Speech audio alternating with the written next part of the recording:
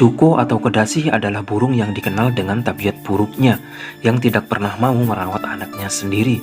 Pada saat akan bertelur, ia akan menitipkan telurnya pada sarang burung lain, dengan terlebih dahulu membuang telur yang ada di sarang tersebut. Burung perenjak padi yang tidak menyadari ada telur lain yang diiraminya, yang kelak akan membunuh semua anak kandungnya, terus mengarami telur sampai menetas. Oh, ternyata anak kedasi menetas duluan dari telur lainnya. Insting jahat anak kedasi mulai bekerja. Dengan cerdik ia mendorong telur lainnya dengan punggungnya, seperti sudah berpengalaman saja.